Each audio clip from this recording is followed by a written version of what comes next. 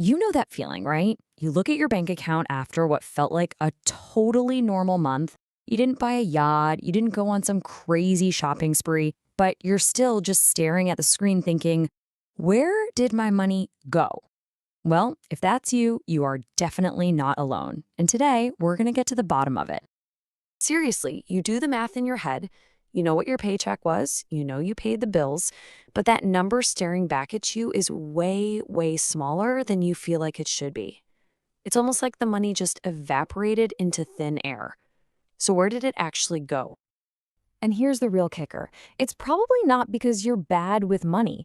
It's happening because the whole value equation for everyday stuff is, well, it's broken.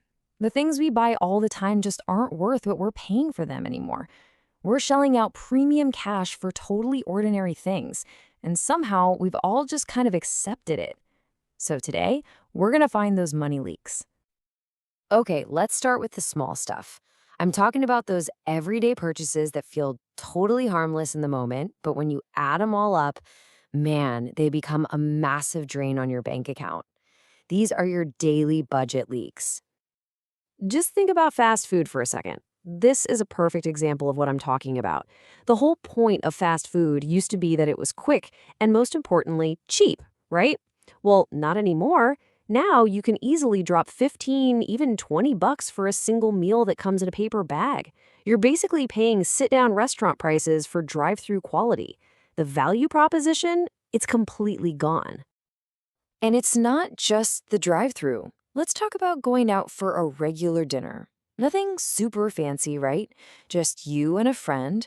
You each get an entree, maybe a drink, and by the time you pay the bill and add a tip, you're easily looking at this number, $100. And that's the thing, $100, just gone. Poof. It's not an asset, you don't own anything new. You had a meal, the experience lasted maybe an hour, and the money vanished. For anyone who's actually trying to save, this habit is one of the absolute biggest and most invisible budget killers out there. Which brings us to another one of these modern-day money pits. I'm talking about subscription creep. You know what this is. It's that slow, silent drain from all those little recurring charges that hit your account every month, half of which you probably forgot you even signed up for. I mean, just think about your own list. You've got Netflix, probably Hulu, Disney Plus, maybe a few others. Then there's Amazon Prime. Oh, and don't forget that gym membership you were so excited about back in January that you haven't used since February. Each one is just a small little hit, right? So what's the big deal? The big deal is that it adds up to over $1,000 a year.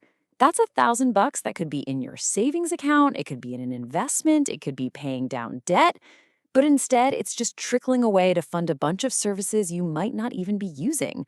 That is subscription creep. Okay, so we've talked about the small daily leaks. Now it's time to tackle the big ones. These are the major purchases, the huge financial decisions that can seriously set you back for years if you're not careful.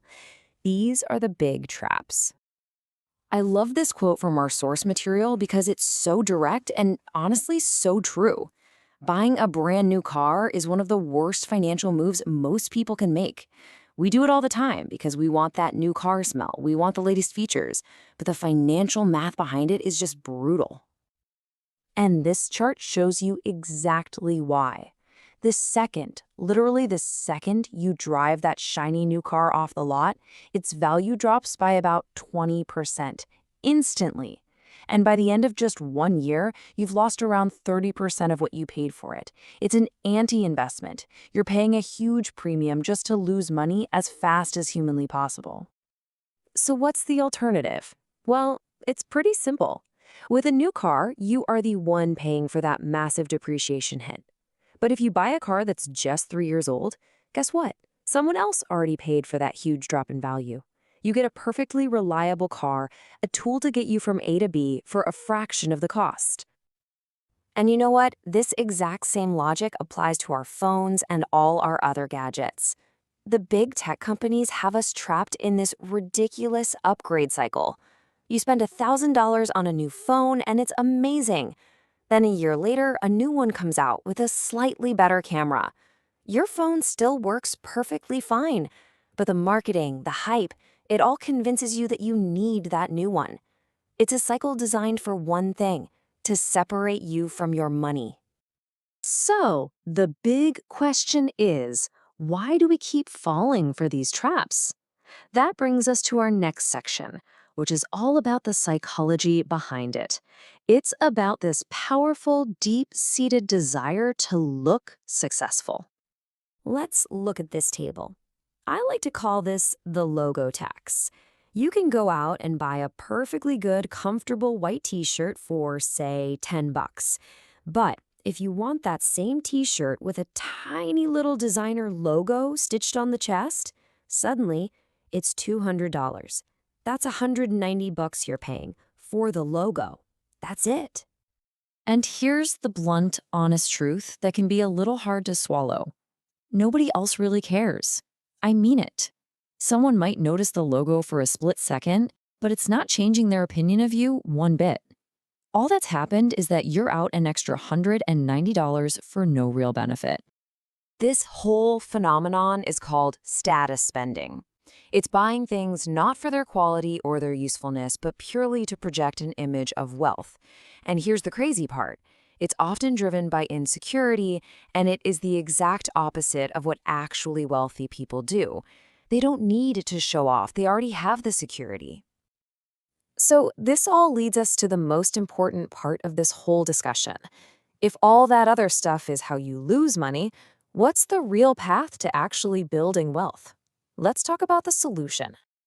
This slide really lays it all out. At the end of the day, you have a choice to make. You can choose to focus on looking wealthy, which means the new car, the designer labels, the expensive trips you put on a credit card, or you can choose to focus on being wealthy, which means having a paid-off car, a healthy savings account, an investment portfolio, and real, actual financial security. So how do you actually start? Well, the steps are surprisingly simple. Cook at home more often. Buy used when it makes sense.